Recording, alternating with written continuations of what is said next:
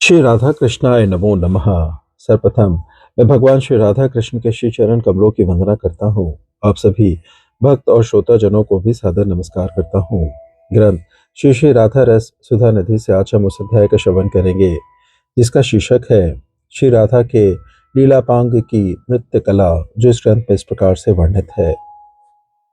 श्री राधा के नितंब रूपी स्वर्ण सिंहासन पर अधिष्ठित मदन राज के मनोरंजन के लिए राधा अंग रूपी नवीन रंगालय में लज्जा रूपी आनंद पट की रचना कर हास्य रूपी कुष्मांजलि बिखेर कर ललित यौवन की प्रस्तावना के साथ श्री राधा का मोहन लीलापांग विचित्र नृत्य कला पांडित्य का विस्तार कर रहा है।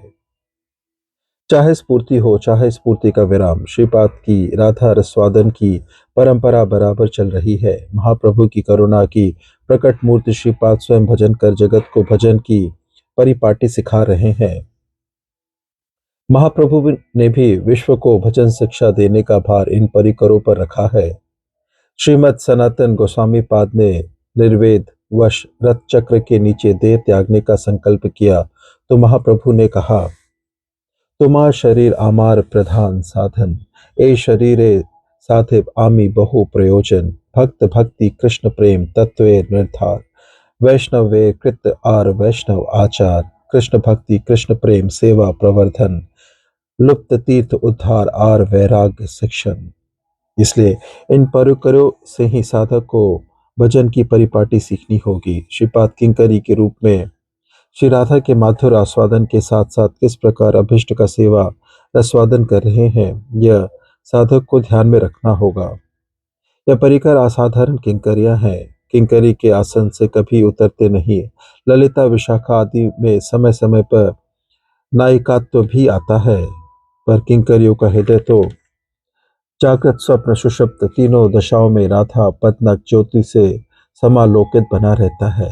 तब उन्हें अनुभूति का जो सत्य दर्शन होता है वही उनके अपने ग्रंथों में निबद्ध रहता है। इन्हीं ग्रंथों की रस माधुरी के आस्वादन से वृंदावनीय रस साधकों के रसवाद लिप्सा चरितार्थ होगी।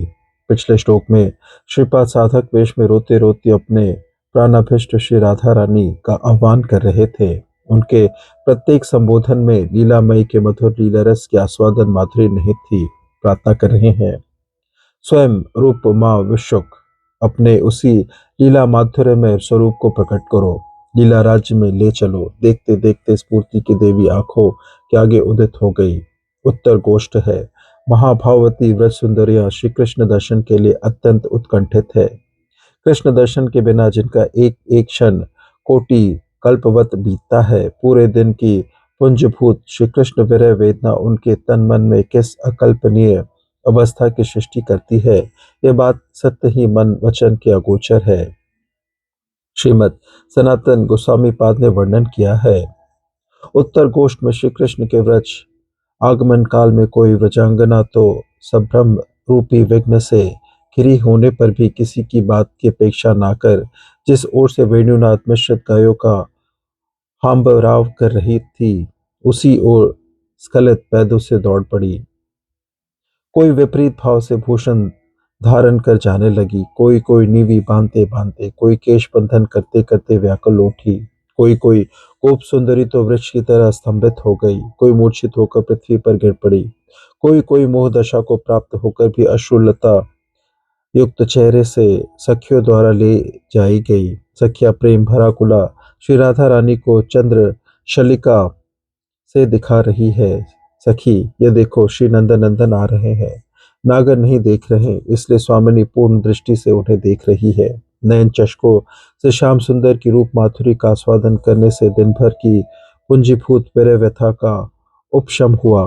भाव मूर्ति में भाव की अभिव्यक्ति। सखी मंजरिया का आस्वादन तो निर्बाध है। शत शत व्रज सुंदरिया दृष्टि उपचार द्वारा श्याम सुंदर की अर्चना कर रही है, किंतु श्री कृष्ण के नयन चकोर श्री राधा की वदन चंद्र सुधा के आस्वादन की लालसा से चारों ओर घूम रहे हैं। वे जैसे ही श्री राधा की ओर देखते हैं, श्रीमती लज्जित हो जाती है, अवगुंठन खींच कर चली जाती है। उनके नितंब देश या पूर्व मोहनता मोहन श्याम सुंदर की दृष्टि में आती है तो वे विमोहित हो उठते हैं। शोनी देश की स्वर्ण कांति उनकी नीली साड़ी के भीतर से मानो फूट फूट कर बाहर निस्तृत हो रही है। उनका नितंब देश मानो मदन राज का श्रेष्ठ स्वर्ण सिंहासन है। मदन मोहन विमोहित है। श्रीमती मुक्कर खड़ी हो गई है और एक बार देख लो, खजनाक्षी या खंजन की सी आंखों वाली श्री राधा ने कृष्ण माधुरी के आस्वादन के लिए अपने चंचल नयनों से अपांग मोक्षण किया। श्री राधा के अंग रूपी नवीन रंगालय में कटाक्ष नटराज महामोहन नृत्य कलानुपन्न का विस्तार कर रहा है। मानो नितंब रूपी अपूर्व स्वर्ण सिंहासन पर बैठे मदन राज द्वारा नियुक्त होकर ही कटाक्ष रूपी नटराज ने यह तांडव व कल्पांडित्य दिखाने की इच्छा की है। अंतपट के अंतराल से नट का रंगस्थल पर प्रकट होना ही नाटकीय रीति है। राधा अंगरूपी रंगभूमि में मनोहर लज्जा ही अंतपट है। लज्जा के प्रकट होने पर मूर्ति की कैसी सुशोभन माधुरी। श्रीमती मानो लज्जा की ही मूर्ति है। अभिनय से पहले रंगस्थल में पुष्पांजलि बिखेरी जाती है। यहाँ श्रीमती का मोहन हास्य ही वह पुष्पांजलि है। प्रश्न हो सकता है, इस नाटक का आरंभ किस प्रस्तावना से है? इसके उत्तर में कहते हैं, यौवन की सुललित अभिव्यक्ति रूपी प्रस्तावना से।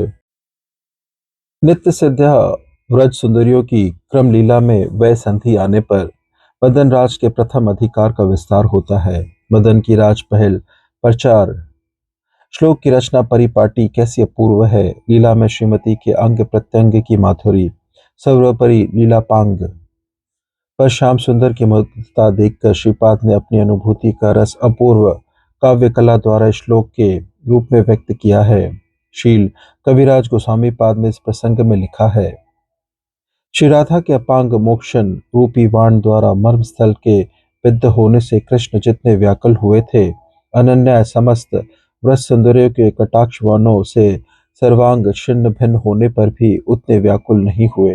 फिर श्री राधा के मुख चंद्रमा के मदन हास्य रूपी अमृत के लेश मात्र के अभिषेक से श्री कृष्ण ने जो परमानंद प्राप्त किया था, समस्त ब्रज नागरियों के समुदित हास्यमृत के प्रवाह में अवगाहन करके भी वे वैसी परानिवृत्ति नहीं पा सके।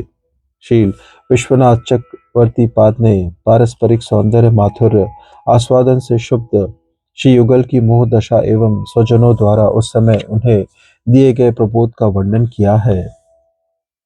वे कहते हैं, परस्पर के दशानंद से श्री युगल के अंग निस्पंद हो गए।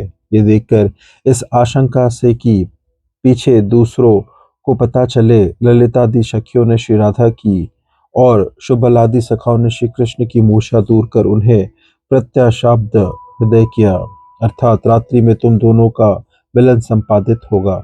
ऐसा कहकर श्री युगल को आश्वस्त कर अपने अपने स्थान पर पहुंचाया। श्रीपाद किंकरी के रूप में छाया की तरह श्रीमती के निकट है। श्याम सुंदर के दर्शन के समय श्री राधा ने जो अपांग मोक्षण किया, उसके सुषमा रस में किंकरी का हृदय निमग्न है। पर स्फूर्ति में विराम आ गया। लगता है जैसे अब भी श्री राधा का अपांग अनंत सुषमा लिए उसके आगे नृत्य कर रहा है। इस प्रकार से ग्रंथ श्री राधा रसोधानिधि से आज के अध्याय की संपन्नता होती है, जिसका शीर्षक था श्री राधा के लीला पांग की नृत्य कला। श्रवण करने के लिए और अपना बहुमूल्य समय देने के लिए आपको धन्यवाद। त्रुटियों के लिए क्षमा प्रार्थी हूँ। श्री राधा कृष्णाय नमो नमः।